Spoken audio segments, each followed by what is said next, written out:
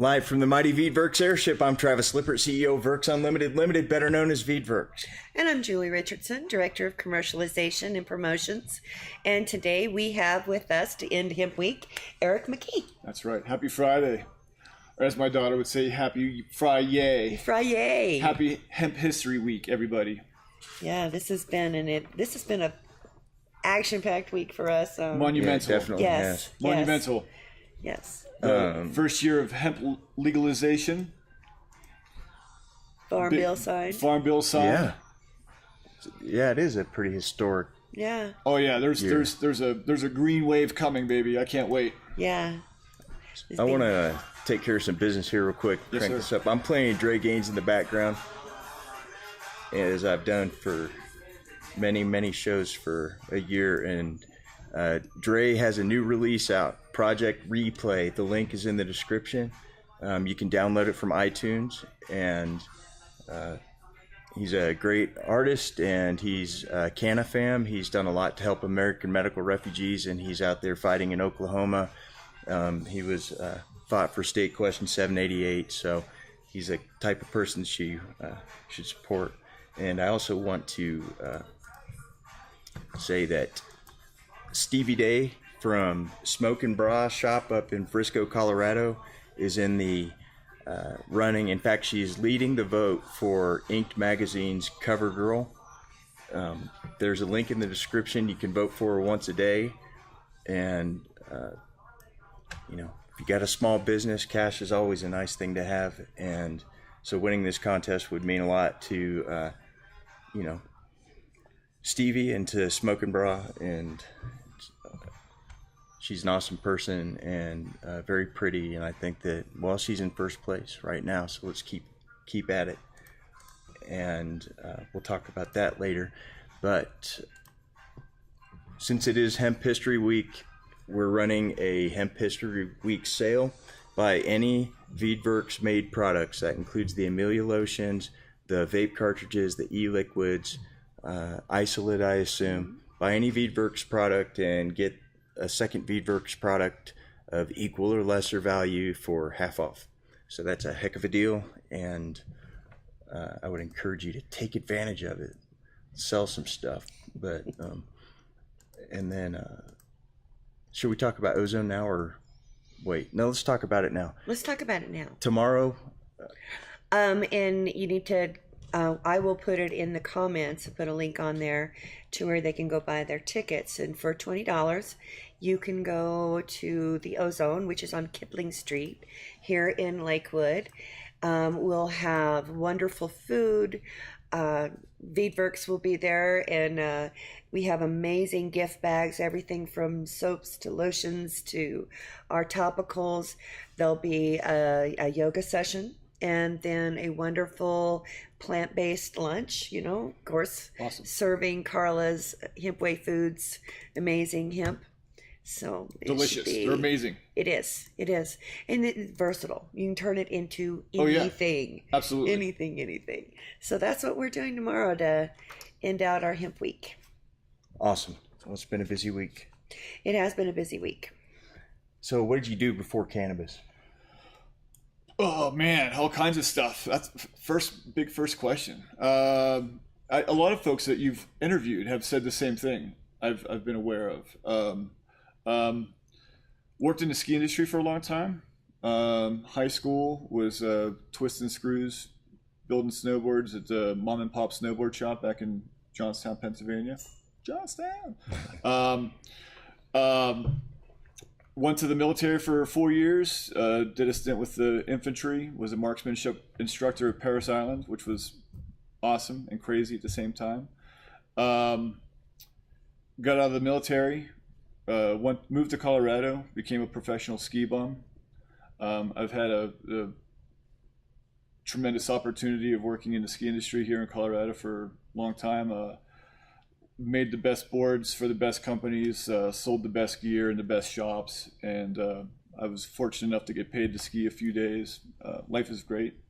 Met my beautiful wife Amy in 2000, living in Fort Collins, and now I live here in Denver with 2 beautiful kids, and Yeah, so left the ski industry, had an opportunity to start working with Whitland. You were asking about Whitland. Started working with Nicholas Muir and doing like payroll service and advocating and promoting what we were trying to do, and just trying to legitimize the cannabis industry. And as we saw an opportunity and the holes in the industry, we realized that it wasn't just going to be cannabis; it was going to be cannabis and hemp, and more importantly, hemp. I was definitely more interested in like the sustainable food, fuel, fiber. Like I was already like hip to all of that, and we were just like hemp is as important to what we were doing, and then in 2007 with the help of Kelly Thornton and Left Hand Hemp and Ellie Coyd and the amazing Bob Escher, architect from Vermont. And Mark Cover, a close personal friend of mine from high school, was the timber framer. We built my studio, a place where I could start doing some prototyping for some other products that I wanted to work on. And my studio kind of became like an epicenter of like hemp information. I mean, people have been coming here to share knowledge and find knowledge, and it's just been kind of part of the circle. And the energy that's been coming from this and the opportunities and the just the building of global ideas has been overwhelming. How big is your studio? We have a picture of it. It's a 16 by 20. It's like 14 foot high. It's 320 square feet. It's just a little. You have machines and stuff in there, like. No, like I really was planning on that. I wanted a place where I could, have sawdust and make a mess and things. But it's just because of the meetings I've had and I feel like I'm always showing it off and trying to dress it up a bit, and so it's become more of a home office studio. It's just more of an ideas place. I also have access to other facilities now that I can go and like kind of do my studio work if I want to. And so, I have access to those better and bigger toys now, so I don't have to make the mess in my barn. Yeah. It doesn't make the neighbors so grumpy when they have to hear. And it's also made a hemp, right? What's up? And Kelly helped you build. Yeah. The barn was the first permitted hempcrete structure in Denver. It's just a little outbuilding in Park Hill, but the fact that it went over 200 square feet, we had to go and pull a full-blown construction permit, and so that kind of gave it some validity as far as what could be done with it brought it wasn't just for chicken shacks or for outhouses. It could be done for traditional construction. And so I've since the construction of the barn and the help of those involved, I've been kind of put in a position to become a bigger advocate for the industry and the plant and the building materials and just all of it. It's been the opportunity's been overwhelming. It's been awesome. You brought a lot of I brought a goodie bag of props. I feel like Carrot Top. Tell us about making stuff. Well, I mean, I guess there's a lot of misconceptions about the industry and like where we are as far as products. We're really at our infancy. We're trying to get some of the basic projects online. There are some really amazing companies that have the resources and the infrastructure to like just throw money at stuff. So like Porsche has been doing some quarter panels and has been doing some trim work. I know Lotus has been doing some hemp fiber composite stuff, and I think BMW is doing some door panel stuff that's been really amazing. It's all very rudimentary though. It's not like they're doing rocket science. It's just compressed fiber with some kind of resin, and whether it's for sound dampening or just some kind of structural material, like interior door panels or whatever. It's not cardboard, it's not plastic, it's something that's sustainable, like cork, or something that as it broke down it would become part of the environment, as opposed to something that's toxifying the environment. And so, the goal is to have them go from being, the big luxury items that they are now, because it takes that expense to, execute those products. The goal is to get them into everyday products that we can, desperately need them for, like, single-use plastics, or, spoons and forks and knives and what have you. So for single-use plastics, if you make a water bottle, a plastic water bottle out of hemp, like, can you talk through the the process? Like, I'm trying to figure out, if we turn the hemp into plastic. I'm not the chemist and I'm not the scientist. I'm not going to get like super technical and nerdy. Or I like to give elementary educations and just kind of give people broad spectrums. But like, I like to use the analogy of, when it comes to bottles or any product, you have attributes that you're looking for. Like when it comes to water bottles, you want the plastic to be clear, and you want it, you want to see that your water and what you're drinking is good. You want it to, these are about as thin as, I'm sorry, no, these are hard in your audio, but you want them to be as thin as you can be, so that, that there's like less material, which is less weight for less freight and all that stuff. But like when you try to change the recipe, you try to do it with this other material like hemp. I have some hemp, filaments here. No one wants to have this brown frown, water bottle. They want to have something that's clear. And so, just something as simple as that. So you think about trying to sell someone, I talk about the shoe analogy. You want someone that wants I want a water bottle that after I'm done drinking my water, regardless of how long it's been sitting on the shelf, I don't want that plastic leaching into my water while it's sitting on the shelf. Also, once I'm done drinking it, that's when I want again, I'm sorry about the other, that's when I want the clock to start taking into like decompose. Yep. And so like those attributes, like is it 2 weeks? Is it 2 months? Is it 2 years? All those things like you need to dial in to get the right recipe, and also find it to be clear. And, like people are executing this in like small scale in labs right now, but like what we need to do is have, big corporations like Nestle. I hope you're listening, Nestle. We need big corporations to like get on board and like be the change that they want to see in other companies, like in other industries. We talk about the evil industries and what they're doing to the environment or what have you, and like it'd be great to see some of these companies like okay, we're going to do something good. We're going to try to do a recycling program and donate millions of dollars into a recycling program so we can start making some bricks, or making better bottles or what have you. I mean, like that would be ideal. So I don't think they're going away. They just need to adjust or die. Well, you brought up something that here over the past few years, there's been a big push to educate people on the dangers of plastic, and don't drink your water bottles if you've left them in the car and what have you. Well, if you stop and think about it, these great big 18-wheelers they're not refrigerated. Right. And these bottles have been hot for an extended amount of time already. And my concern with making something into a plastic is, once it's made into a plastic, is it going to be leachy type of thing? A lot of times when we try to make something to replace another product, what we actually do is just create another problem. That's right. That's right. And that's right. That's my big concern, is what it takes to make this plastic. That's right. Are we just making another environmental toxin? Are we that's absolutely something that like I like to consider. And like, you're asking about my snowboard project and why am I not here or there?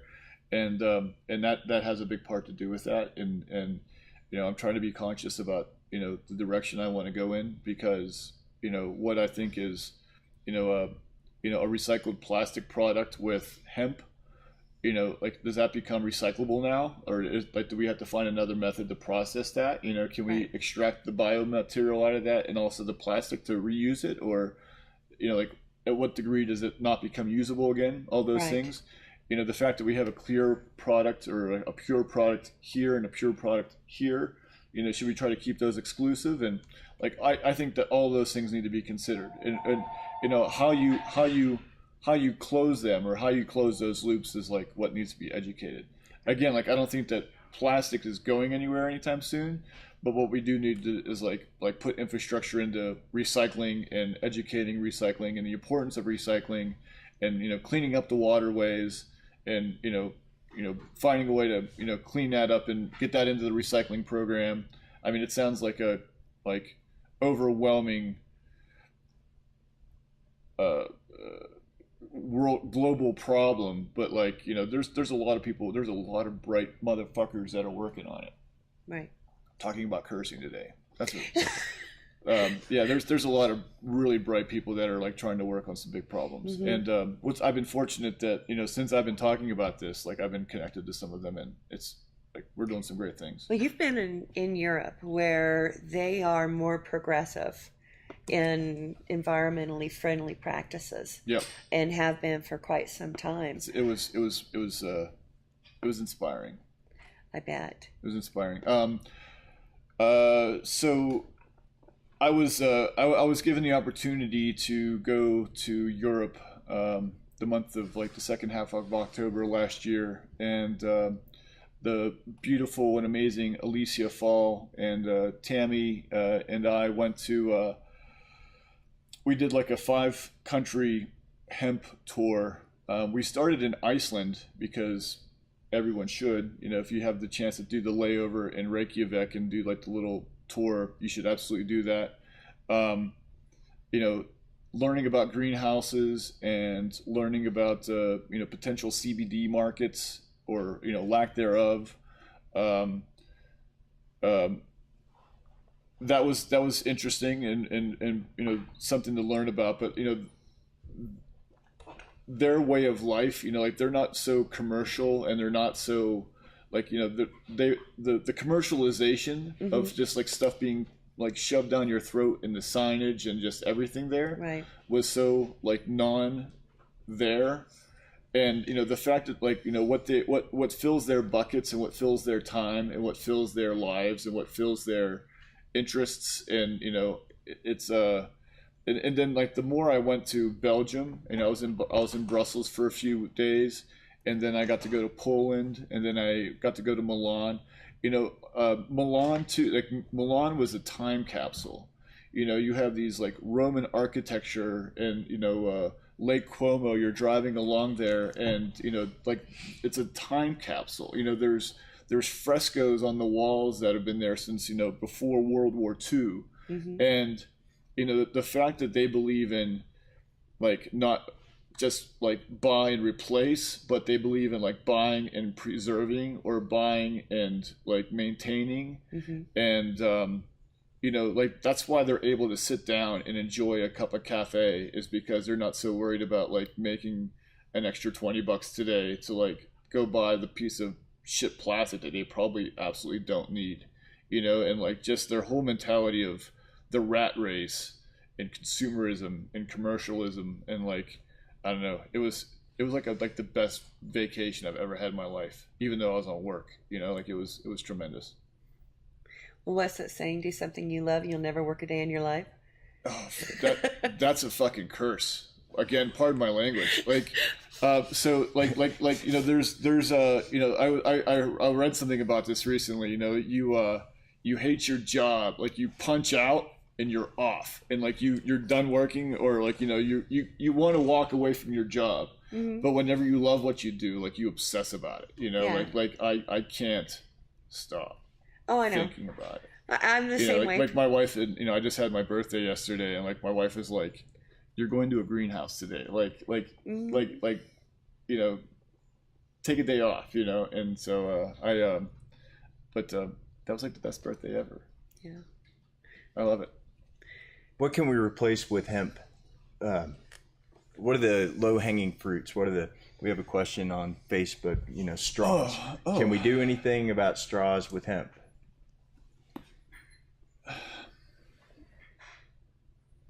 Well, yeah, but I think that you're doing a paper product. You would use the pulp and use a paper product to do that as something. I like paper straws. I like the pasta straws.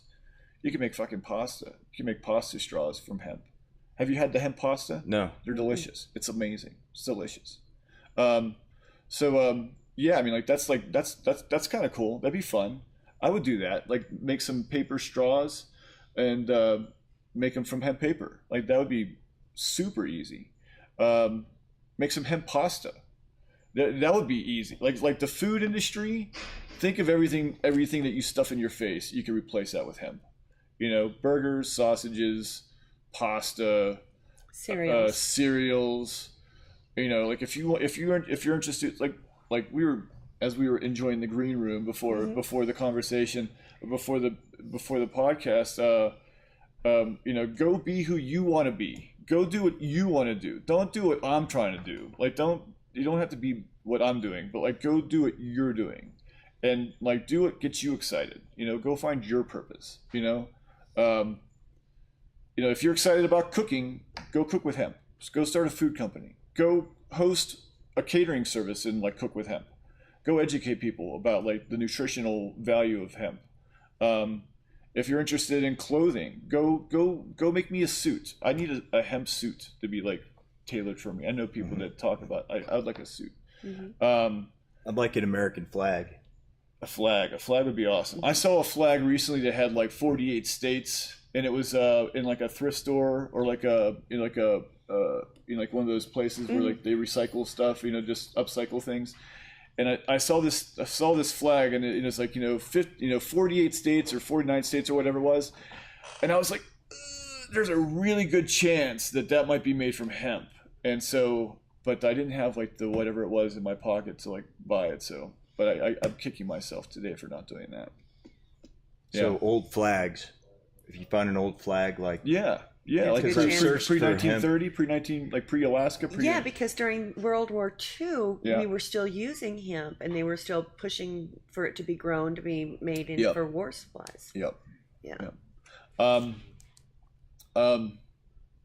Like textiles. Textiles are kind of difficult, but we can get fabrics. We can get fabrics made. We can get made for you what you want. We can make curtains and upholstery, and there's 100 things we could do with tapestries, pillows. What else? Building materials. If you're a hammer swinger, if you're an architect, there's a superior, organic, sustainable building material that's like needs to be marketed and promoted and sold, and like all that. I mean, like go be you. Go do what you want to do. Are you speaking specifically about hempcrete, or about like we didn't have yesterday any examples, and today you brought, this is herd? Yeah,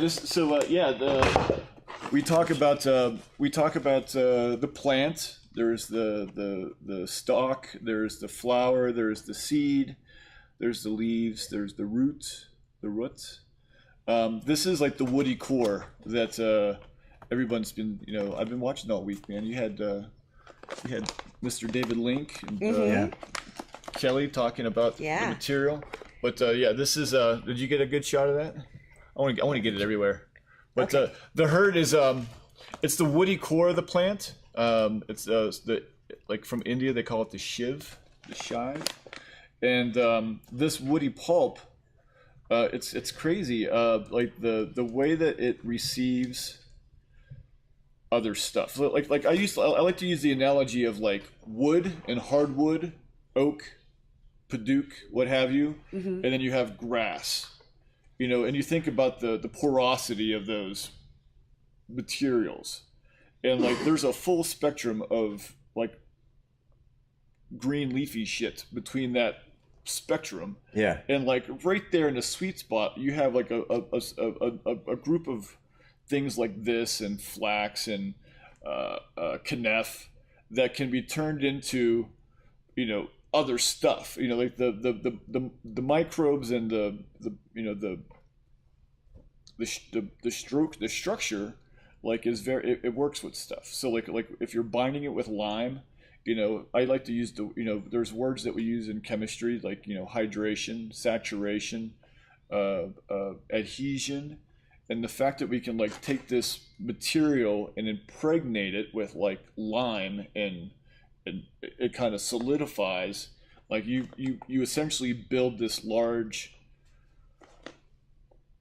air filter, it slows down the osmosis, or like the airflow, but the fact that you, as opposed to needing HVAC and needing all this stuff, the fact that you could like build these walls that are essentially air filters, that aren't we talk hempcrete. Everyone's been talking about the fireproof, the mold proof, the pest proof, the yada yada. I mean, I used to say it's carbon negative. That was like my last selling point. That was like the last thing I would talk about, because I didn't think. But then, as you talk about global warming, the number one contributing factor to global warming is like carbon emissions. So like the fact that we have a building material that is not carbon positive and kicking off, like concrete construction, which is like the number 2 or 3 contributor of carbon emissions, is concrete. The fact that we can replace a lot of concrete products with this building material can like stop and reverse like some of the, I won't say reverse, but we could start doing things in a lot better way, like today. You know anything about the carbon sequestration market? Is that a thing yet? I think it is. I mean, there's the progressive companies and folks that are contingent on the conditions that we live in, like the ski industry. Yeah. There's a lot of companies in the ski industry that are paying attention to going to solar panels as opposed to like off gassing in the mountains. They're watching how they're using their water, they're recycling the water as it melts or what have you. They're trying to be or they're buying into carbon credits to offset the harm that they are producing. And so I think that the more we hear, I mean, I've been talking to some colleges, and there's the kids that are graduating, they're so bright and they're so conscious about their purchases and the way they're building and the way they've been hearing this drum banging for a long time, and like they're making conscious decisions to change the system as the way we're moving today, and I think it's tremendous. I completely agree. A lot of people complain about millennials. Oh, they're brilliant. They're brilliant. Freaking way more brilliant than we were. We were a bunch of paste eaters. And like these kids are like building websites and 3D printing and doing all kind of amazing things. Like I have more hope today than I did yesterday, for sure. Yeah. I picked at him, but my son's 22, and he was out there mowing the grass, and so proud of him. He went around the dandelions. Right. But it's something that he was, aware enough to be concerned. He knows that that's the first food for bees. And, But and when you talk to them, they're more conscious. They're not wanting the car that's going to go fast. They're wanting the one that's going to be more environmentally friendly, that they can plug in. Absolutely. Or they're biking. Or they're public transportating, or they're living where they work, or vice versa. I mean, and a lot of vegetarianism and vegan. They're more health conscious. Gardening. Oh yes. We used to talk about the hipsters and the 20-somethings, and it's like the artisan cheese kids or whatever, and man, fucking God bless them, because like growing up in Pittsburgh and all the authentic ethnic food and all the flavors and stuff, corporate America and Oscar Mayer or whatever, that's been like shoving garbage down your throats. Like we're losing a lot of that flavor. We're losing a lot of those herbs. We're losing a lot of that, spice in life. And the fact that these kids are like going from the corporate Walmart, corporate shopping to these craft artisan, delicatessens, what have you. It's like, good on them, man. Like, that was the great stuff that I remember from my grandparents, going down to the little grocery stores and like, my grandfather having the best poppy seed in the neighborhood, like that was something that was important to them, I was talking earlier about, the systems being restructured, the food industry. We have like a 40% waste, and we, there's it's like one of the largest contributors, as far as transporting this stuff and, importing it, and, the pesticides, is the system to mass produce food by these large companies and distribute is not sustainable. And we have people starving. We have people that are, going hungry and everything else, when like we're throwing away food because it's not like just presentable in the grocery store, and ugly food. Yeah, there's a big fad right now. I see that. That's great. I think it's, and they could do more. The fact that that's a drop in the bucket, and it's like, well, markets and pays and this and that, and the farmer, and like, I get it, but like, I think the green hemp revolution that I'm hoping to, that I'm working to promote, is hoping to bring sustainability back to like local farmers, and having more local food, and doing, thinking locally, and acting globally, or hoping globally, or whatever you sling it. It's coming. It's good. I'm hopeful. I'm optimistic. I want to start campaigning for, however the FDA ends up regulating the labeling of CBD products. Yeah. I'm positive that it's going to include having a QR code that links to a web page that has all of the lab results for it, not just for the cannabinoids. But we can do that. Oh, we can definitely do that, but I think they should do that for everything.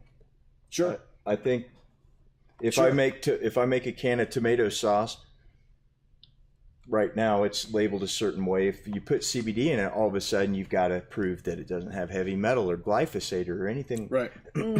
And I don't see what the difference is. Adding that little bit of, I want to see it for the whole can of tomatoes. Right. I want to see them lot code. Well, yeah. It's not impossible. Without CBD. It's not impossible. Like whenever I was younger and more naive, whenever you heard about people opening up a pharmaceutical facility, or opening up a lab, or opening up a commercial grade kitchen, or any place where they're making any kind of products, and being able to put a label on those, and being able to put them on the shelf and sell them for human consumption, like whenever I was a kid and I didn't understand the process, it was just overwhelming. But as you see people do it, and you see that it's been done, like, it's like, oh, well, that's what I'm doing now. Like, I'm opening up extraction facilities. Now I'm opening up commercial kitchens. Now I'm opening up, like, I'm assisting with these projects, and it's like, no, we can do this. We're going to do this, and we're going to, and whenever the FDA or whenever the who have you come down the road, like, we're going to meet and exceed all expectations because we know how to do it. Well, it's not impossible. You just got to do it. No, it's not. And the way that we're going to do it is the way that the organic push did it. You vote with your dollar. Well, that's absolutely it. I mean, just the lobby and the voice. Everybody at home, you have a voice and you have purpose. And if you want something, you need to get out there and march for it, and you need to demand it. Call your representatives, and like if you stop bitching about it, get out there and fucking do something about it. Yes, like you have a voice. Like, if you don't like the way things are going, like, use your vote, use your voice, get out there and get out. I mean, if you're talking to people that can't help you, you're just bitching. Like, if you want to get something done, go bitch to someone that can help you. Like, that's what I would say. Like, if you want to like change something, don't come complain to me about it. I can't help you. Like, go find the person that can fix it for you, and have them help you fix it. Right. Well, I mean, my point is, I don't try not to shop at Walmart too much, but they now carry a very reasonable organic line of food. Yep. And they do that because they were losing customers to the grocery stores that sell organic. And so they had to compete. That's it. And so if we demand and ask for more hemp products in these grocery stores, they're going to listen to the people who are buying products. Yep. I was in my local grocery store the other day, and here in Colorado, they just had this big movement where now grocery stores are able to have, full strength beer in the grocery stores. And I went in and I was looking for something ridiculous, like pickles or olives or whatever, and like because they had just moved the whole store away to make room for all the beer, they hadn't changed the signage yet. Mm-hmm. And I went in and I laid into them, and I was like, "You have clipboards. You must be in charge." I was like, "Listen, like you need to fix your boards. Like, you know, you reduce the amount of like healthy food we have to eat, and like, you know, in order to sell this shit." You know, and she's like, "Well, sir, you demanded it." I was like, "No, you lobbied for this. Like you worked your ass off to like make this happen." You know, and so like we have a voice, and like whenever you see the powers that be that are like fighting against us, you gotta make your voice heard. You know. No, my thing with that, I was in the grocery store last night. Great big displays of beer. You know, the same. You can't thing. Walk around. You can't walk through it anymore. No, you can't walk like, through it. But what got me was there was this family, and they had a bunch of kids, and it kind of flashed back in my mind. These kids, they were running in and out of this display, and you know, you won't see that at cannabis. There's not going to be a big display in the middle, but there needs to be of hemp or whatever. You know, oh my goodness, protect the children. You know, heaven forbid. I have kids. My kids are the biggest hempsters you will ever meet. Like my daughter Zoe. Hi Zoe. Hi Logan. Love you guys. Is that the little girl? The picture my daughter. I posted? Yep. Zoe is she's one of the most serious hempsters. She could tell you about hempcrete. She could tell you about like the food and the fight. I mean, like she gets it. She totally gets it, and she's like 100% all about it. And yeah, I love it. Love it. I want to talk about. We have all the time in the world. We have as much time as you want. Yeah. Gosh, we got all kind of stuff to talk about. How about like this is a. What is this? It seems pretty substantial. Yeah, this is a piece of what they would call hemp plastic. This is essentially hemp fiber with bio-based resin pregnated with it. That's me. I'm binging. Whoever's calling me, stop calling me. So they're using the. Oops, sorry. So this is a bunch of hemp fiber that's impregnated with resin. Yeah. That's it's that simple. So I mean, you know, that's what they've been doing for a long time. I mean, this is a bio-based resin. That's there's, you know, you can make that out of hemp. You can make it out of whey. You can make it out of soy. There's all kind of ways to make instead of using polymer-based epoxies, you can use bio-based epoxies. And so you're just essentially taking the fiber and you put this in a form, and you can either just pour the epoxy in there and let it set up. You know, there's another process called pultrusion, where you would have like your fiber in a bag or something, and then you would take one hose, you would go in, then you would have air coming out, and you would try to pull the epoxy through it. And then they also have extrusion. Extrusion is whenever they have like your big plastic stuff that's out in your front yard, mm-hmm. you know, for the kids to play on and stuff. Like that's plastic injection molded. So they just take your glue or hot mass and just stuff it into a form and blow it out. That's a extrusion. When you talk about 3D printing, mm-hmm. you know, 3D printing is, you know, using a hemp. I brought a spool of the hemp filament here. This is a hemp filament. You know, this is essentially them taking hemp fiber, grinding it up, almost pulverizing it, and mixing it with either recycled material or PLA or what have you, and that essentially is where's my little glue stick? I brought a glue stick. It's right here. There you go. So this is a traditional glue stick, and everybody knows you stick that into your glue gun, and then your tip gets very heated to the point where this melts, mm-hmm. and then you can. Glue guns are magical. I know, I love them. If you don't know the enjoyment of a glue gun, you can glue all kinds of stuff. But this like a 3D printer has the ability to on a very detailed level produce intricate detailed items.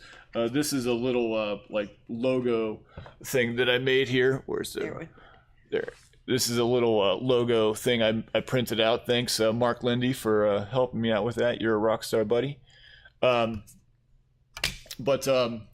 Yeah, with that, I mean, you have the ability to print anything, like all kinds of consumables, and the fact that, I mean, 3D printing is going to change manufacturing in like a ton of ways in general, but the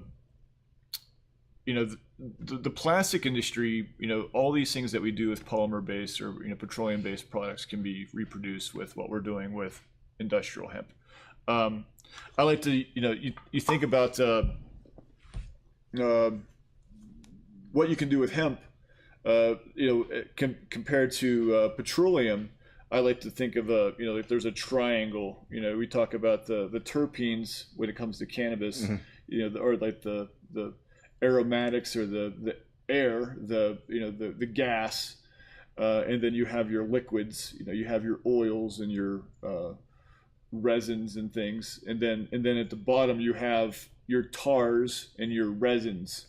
Well, hemp or petroleum could be the same way. You have your natural gas, and then you have your gasoline, kerosene, and what have you, and then at the bottom you have your tars and resins. And so I mean, the fact, like if you think of it that way, it's just like, oh, like that makes sense to me. Like and they, talking about everything is everything, carbon fiber, carbon, hydrogen, helium, just the basic elements of the universe. It just, you can do a lot with it. It's crazy. It's amazing. So this looks like a particle board. Yeah, it's a simple sample piece of OSB. This is from a company in Kentucky. This is a little sample from Sunstrand out of Louisville. I think we've heard their name like 3 times this week. Yeah, they're really Trey and his team have been working their asses off on trying to get some basic processing happening for the industrial hemp as well as other products. Plants, but wish I could make some shelves out of this right now. You can get those. I can get those for you. Really? Yeah, there's some companies here that you can get shelving and laminates and all kinds of stuff. Yeah, it's much lighter than it feels to me. I don't know. Yeah, I don't have anything to test it AB, but it just seems like it's a little bit lighter. Yep. Could you somehow make an airplane propeller out of hemp? Yeah. So first of all, folks at home, hemp airplanes do not exist. Yet. Keyword yet. Yeah. So like there's a video going around on social media where there's a guy flying a plane. It's like hemp airplanes, and everyone's like, oh my god. We're not there yet. Like we have some people need to like throw some millions of dollars into a few projects to kind of get some product developing up and running. But I think the Air Force Academy should take the initiative on this. You are in Colorado, and you are raising a bunch of future engineers sometimes, but we talk about airplanes all the time at that place. Yeah. And they should totally take the lead on this. I think that I'm sure the aerospace industry and the folks that are like, hip to what's, valid in the universe, like they're watching. Like the powers that be are, the material scientists and the, but that's the thing is that, it has to be there has to be some economic validity in it, right? So like, why shift gears? Why shift with what we already have and what we're already doing for this like other process, this other thing? So like, you have to think like, what problem does it solve? What value does it add? And so, like whenever you are pumping millions of dollars into something, like you want to make sure that it's around tomorrow and like it's worth like its validity. So I think that there's a lot of folks that are doing the material testing. Like I'm hoping to be working with the School of Mines here in Colorado, and I mean, I can't wait. I mean, the potential out of that university is like unsurpassed. And so, I'm ready to, turn hempcrete and turn it into frankencrete. Like I want to show that it's compressed ballistic grade, like bomb-proof, validity. You know, like I want to show that it can be what it can be. You know. Well, I'm looking at this and I'm thinking about all the fiberglass that's in car panels and what have you. Yeah. You know. And you inhale that shit, you die. Mm-hmm. Yeah. Well, during one of the natural disasters, there was trailers down and formaldehyde. Yeah. Oh yeah.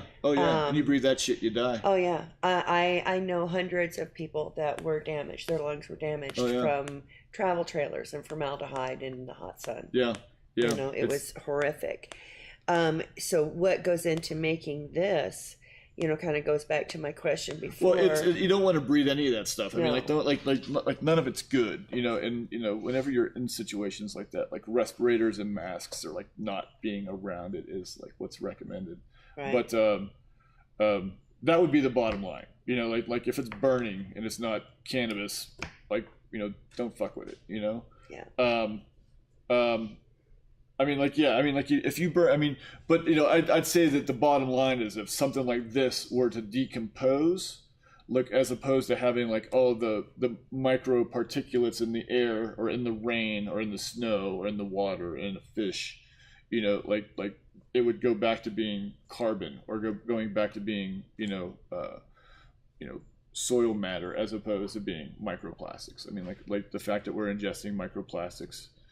You know, we're bathing in it. We're, you know, it's in the rain now. It's like it's way worse than it needs to be. And like we need to halt the brakes and hit the fucking reverse button and kind of like fix it before it gets unfixable. The cosmetic industry really turned that into a huge nightmare with their little microbeads and everything. That's awful. That's absolutely awful. I just also heard, speaking to someone like yesterday, I heard that like I'm not sure who, I don't want to drop names, like it's public or whatever, but like I heard a large cosmetic manufacturer just invested in like so many thousands of tons of hemp, to do, just to do R&D, just to do research. And I heard that another like large American car company also just invested in like a couple 100 tons of herd. Who? Or if it's hear that, I bet they race in NASCAR unless it's Dodge. I don't think it's Dodge. Good. Well, Chipotle hear that, NASCAR? has a hemp business. There's another hemp business that. Yeah, is like they're doing serious R&D in hemp. Sounds like they're buying a lot more hemp than me. They sound like a bigger hemp business than Veedverks. What else do I got before I forget? In your bag of tricks. So, talking about stuff that, you know, we wouldn't want to burn. These are there's no hemp in these, but I've seen. But there could be. I've seen tiles and I've seen some other things made with like a 70-30 hemp to plastic mix, and then there's also like a 60-40, 50-50 blend, and but this is like 100% recycled plastic bricks, and a colleague of mine is working to manufacture and produce these. This is like, that's the smaller one, and then this one here is the little beefier one, but these are they're interlocking, and with these, you know, they have different pieces that you can build some simple structures. Could you build a deck out of it for the decking material? Yeah, I believe. Yeah, well, it's very similar to the Trex. I mean, it's right in line with like what that is. It's, you know, something that you would take, you know, recycled material, grind it up, and then you would, you know, essentially turn it into those glue sticks and just stick it through a form and, you know, extrude it. Yeah, and I mean, there's the possibilities on that alone are endless, you know. And talking about the longevity of petroleum-based products, you know, as opposed to having something that's single serve and has a lifespan of a few months. You know, now you're having something that's, you know, has a living life, not a living, but a lifespan of, you know, 30, 40, 50, 70, whatever years.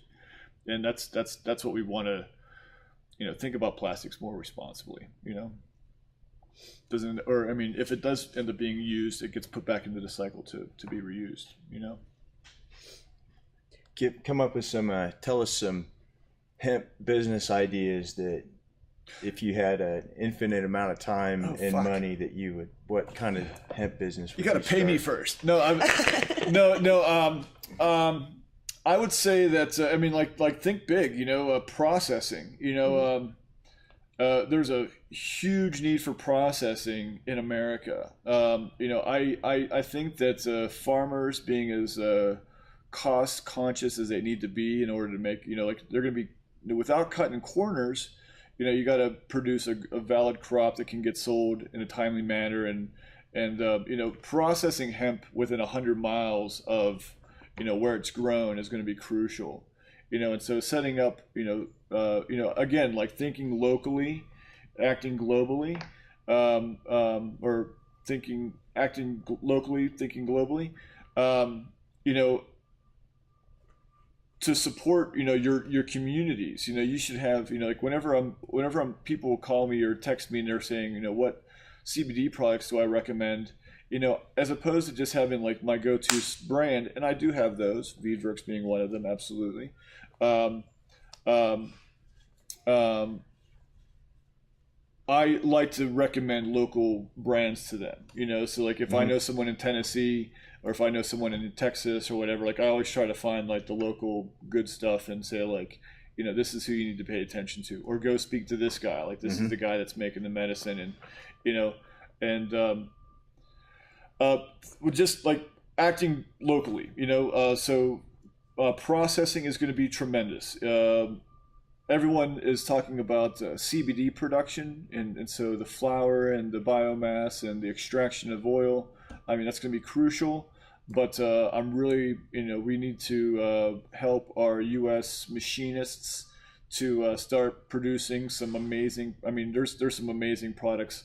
And I know that machining's kind of in our infancy here in the U.S. But, you know, the harvesting equipment and the processing equipment for fiber and for herd, and the packaging systems, you know, local communities can have their own processing systems, and you know, you could be sourcing animal bedding to your local farmers for their cattle and horses and their livestock. You know, the chicken industry could be using it for, you know, their bedding. You know, another great product is biochar. I'm working on a biochar product, which is, you know, an end. You know, when you have you know, your waste material, you can combust it and burn it and turn it into biochar, which is a freaking superior, not superior, but you know, we don't like to use the word fertilizer. It's more of a soil additive or soil amendment. But you know, that's a whole, I mean, the nutrients industry and soil and live soil, like that's going to be a whole industry in itself. That's another like tremendous business. Dirt, take care of your dirt, you know, like talking about keeping plastics out of your dirt, man. Dirt science is amazing. You know, the fact that we're not producing dirt the way we used to. You know, we used to take our trash and throw it in the backyard and burn it and compost it. You know, now it all gets sent to the landfill and gets thrown in with the plastic and everything else. That's never going to get broken down and never return to the process of, you know, the organisms and the validity and the health of the soil. And like, we're losing soil at a like overwhelming rate. It's like what?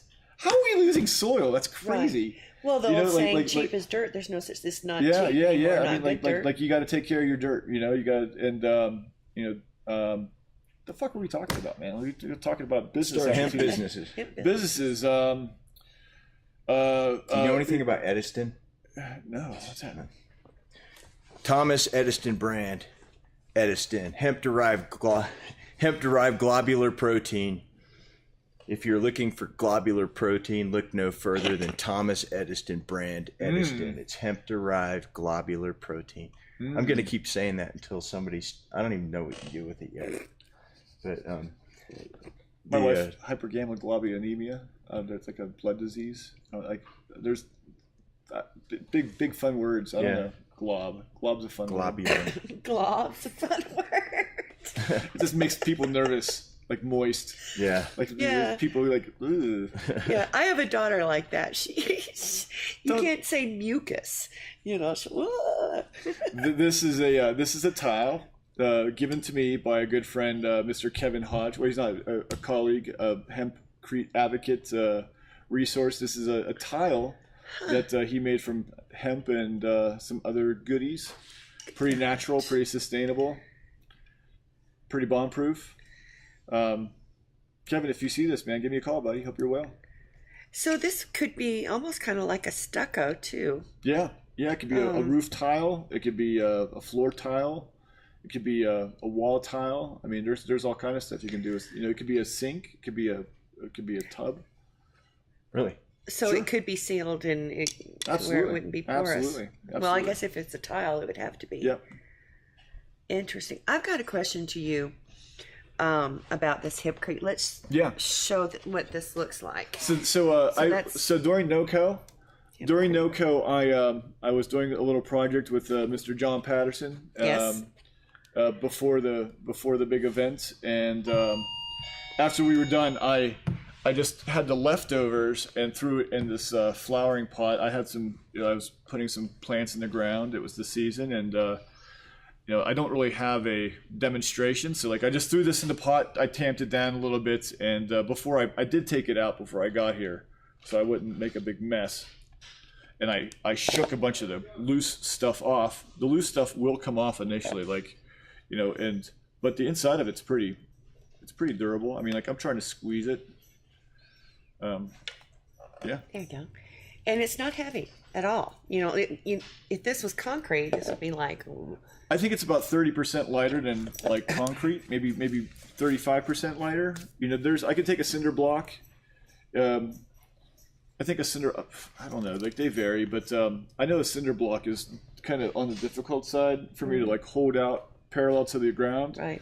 But I used to have a big block of this stuff, and I could hold it out there pretty comfortably. I think we were looking at 13 pounds versus 9 pounds or something like that. Right.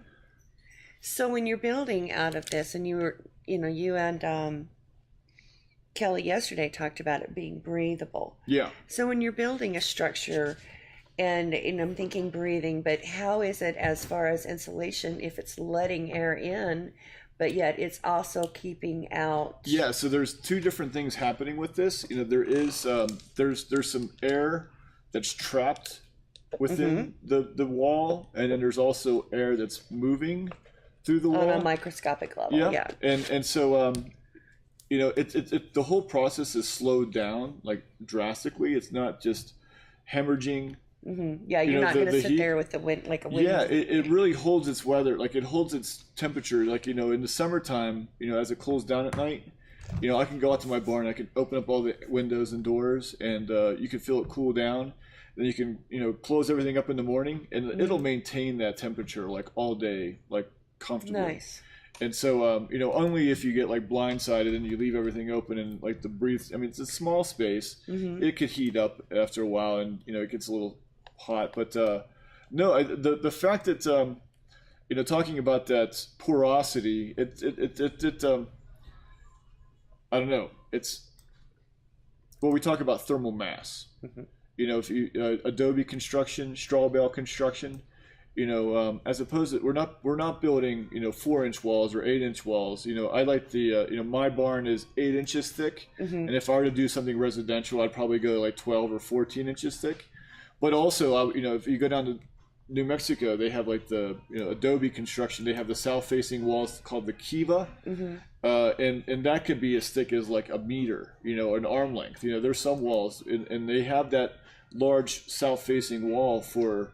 It gets heated up during the day, and then it radiates that heat interiorly in the evening, or vice versa, like in the wintertime, and then during the summer, it cools. It kind of regulates the climate, and the hempcrete I think works right in line with that. In addition to that moisture permeability, I think that as houses, cavemen kind of lived outdoors, but then over the years we've gone to sealing up our houses, and where houses used to be, they would breathe and regulate. We've gone to all this plastic stuff that's like, Tyvek. have you ever worn a trash bag for 10 minutes? Yes. Like, that sucks. Like Yes. we've essentially done that to our homes. And so, like, I spend time in my barn. Like, I love it. Like, I love the air quality, and I love the space, and like I feel like I'm kind of outside. Yeah. Where as opposed to being like trapped in a latex painted box. Right. Well, let me clarify and explain why I wear trash bags. Being a scout mom. Yeah. You always have that trash bag in there. That's an emergency. Yeah, I got kids. I got it. Yeah. Absolutely. You got to. Yeah, Like, and ready. then being where I'm from, where it rains a lot. Oh yeah. Going to parades, you got to bring your trash bags. Yeah. It's not like I wear them Have as you a ever been to fashion Red Rocks? statement. You go to Red Rocks in the springtime, man. You got to be prepared. Oh, I bet. If you're not prepared, you got the trash bag. Do you know any jokes? Oh man, nothing appropriate. Nothing. Nobody knows any jokes. No. Oh gosh, you know what? Again, like I've been watching, and I was like, I gotta have a joke, and like I dropped. Nobody's got any jokes. None of my We're gonna jokes bring back the none of my jokes. jokes are Yeah, appropriate. again, and if I tell them, it's going to be a mom joke. Or Yeah, mine are inappropriate. They'll make me blush. How soon can you come back? Oh, you just got asked, brother. I'm in the neighborhood. Outstanding. Yeah. So what's the new and exciting thing that you can talk about? I know you got some secret stuff going on. Phytotherapeutics. Man, like that is something that like I am banging the drum on. Like, we are super stoked. I am working with the beautiful and amazing Jeremiah Baca from Phytotherapeutics. He is opening up a brick and mortar store. Mm-hmm. Yeah, you want to throw that here, brother? He's opening up a brick and mortar store on the intersection of Colorado and Colfax, right next to Subway. And, we're going to have some massage therapy, some CB infused massage oils, as well as, we're hoping to have Colorado's largest CBD dab bar. And so we're looking to have a large selection of dabbable CBD products. We have an alcohol license. We're going to go after a consumption license, and we're gonna blow the roof off of East Colfax. Good. Yeah, Good. we're excited. Well, there's something special about the products that's carried in that store. Oh yeah. Mr. Baca is longtime vegan, and so all of the products that we're going to have there are vegan and animal friendly and plant based. And that's all the CBD, all the oils, all the massage, like everything is vegan. So that's something that we want to promote, something that we want to advocate, and it's going to be amazing. Right, and that's really a convenient thing, because as a conscious consumer, and you're going in the store and you're reading the backs on your, you don't want to have to do that on everything. If you can go into a store. Oh, I know some folks that have safe. I know folks that have some very serious allergies, and yes. What's in the ingredients, and sometimes spices or other ingredients just don't cut it. So like we want to provide everything that you want and nothing you don't. Right. Yep. Right. Well, and even people don't understand, if they're not been around plant medicine, that just because it did come from a plant, that doesn't mean you can just take it and run with it. There is safety. Yeah. So that's part of our space. Is we're going to have a commercial grade kitchen, licensed and fully vetted, and we'll be making our own products. So I mean, we're very excited to be able to say that we are from seed to shelf. I don't know if that's trademarked or not, but I'm sure it is. We're going to have plants in the ground this year, and we'll be making our own products and having a place to promote them. So we're also going to have a little event space. We have a little outdoor oasis in the city, and so we're hoping to really be able to kind of showcase what this amazing plant and plant-based food can do. Well, I can't wait to go and see it, and maybe we can go live from there. Oh, you're welcome anytime. Just say the word. You're always welcome. Absolutely. Sounds good. I would be mule kicked if I didn't talk about this. Talking about all the building materials and opportunities during NOCO, the beautiful Stacy Becker approached me and asked if there's been any advocacy above the individual or the company that have been advocating for the production of industrial hemp. And the fact that there was no such entity. I mean, there is the HIA, there's the different farming organizations. There's no real advocacy for the building materials. Right. And so we, along with a handful of other amazing leaders in the hemp industry, we have the former president of the Hemp Industries Association, the former founder of the Hemp Industries Association. We have Dion Martikoff, the founder of the Hemp College in Amsterdam. He's from San Diego, but he was living in Holland for a while. We have some amazing big bats that are assisting us with forming this association. Maddie Mead and Tommy from Hemp Tincture out of Idaho. We're looking to start organizing our first symposium for later this October. And so as we were talking earlier, I had the opportunity to go to the International Hempcrete Builders Symposium in Brussels last October, and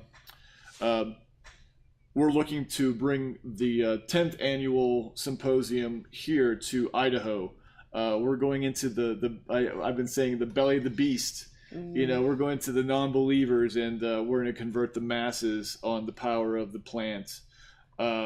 So there's already a couple of hempcrete construction projects that have been executed there. Maddie's already he's working currently on another project, and so that's going to be our first kind of meeting for what we hope is going to be a tremendous force for good. Well, I think it's a fabulous idea, and as far as going forward with construction, having where there's standards and where a contractor can come and get information, and it's not so taboo and out there. Yeah. Yeah, absolutely. I mean, that's education, advocacy, and we've sold the hempsters. The hempsters are we have the hempsters in numbers, but now we need to start going to the other industries. The food industries and the building material companies and the home shows, and we need to start talking to the folks in the other arenas to kind of help us go to the next level and legitimize and what we know this plant to be. Right. Yeah. Well, after the Farm Bill was signed, so many people they wanted to get into the industry, and I think I must have had 100 calls. How do I get in? And I'm going to do a tincture. And for the love of God, don't make a tincture. Yeah. Do something. Well, that's where I say, be yourself. Don't try to be, something beyond what you're comfortable with or what you want to be. Go do you. I love seeing. After the Farm Bill was passed, there were town hall meetings all over the country. I got people from you had Brad Maynard on from the Plug Supply. Yeah. There's folks in Wisconsin and Nebraska and Kansas and Oklahoma. Town halls were full, standing room only. 500 deep. 800 deep, and they're just the fucking lifeblood of America is just sitting there looking looking for an opportunity. And farmers are tough people. It is hard work. It is thankless. They get up early, they go to bed early, tired, and farming is not for the weak at heart. Not everybody has to be a farmer. We need product manufacturers. We need you know, we're going to need greenhouse managers. We're going to need, you know, marketing people and web designers. And I talk about electricians. And, you know, that's what I love about going to these hemp festivals. You know, whenever you go to the cannabis events, you see, you know, the personalities. You know, you see the hip hop artists or the beautiful ladies and like their, you know, their outfits or whatever. Like you go to the hemp events and like you see moms. You see dads, and you see uncles and grandmas, and it's like these are the people that like you know, they're the folks that are going to make it happen. Don't get me wrong, I love the cannabis folk. Like I like love you, but like it's just different. I mean, there's people that are looking for opportunities, you know, and just do it. Just fucking swing hard. Go be the best you can be, and like take a chance. You know, go and execute something to the best of your ability, and like if you want to start a boutique, go start a brick and mortar store. If you wanna start it online, what have you. If you wanna, you know, the beautiful Kate Curley, you know, she's a model spokesperson, you know, and she's been advocating and doing her thing, and she has her Instagram thing. She's with her products, and like she's crushing it. Like go be the best you. You know, just do you. Well, I absolutely agree. I love you guys. Thank you so much for coming. This has been awesome. We must have you back soon. We're gonna keep talking. Just ask. Yes. I'd love to come over. Oh my gosh, it's been another fast hour. Yeah, that just flew right by. But thanks, Julie. Thank you, everybody, for tuning in. As always, I'm Travis Lippert, reminding you, if you don't get hemp here, get hemp somewhere.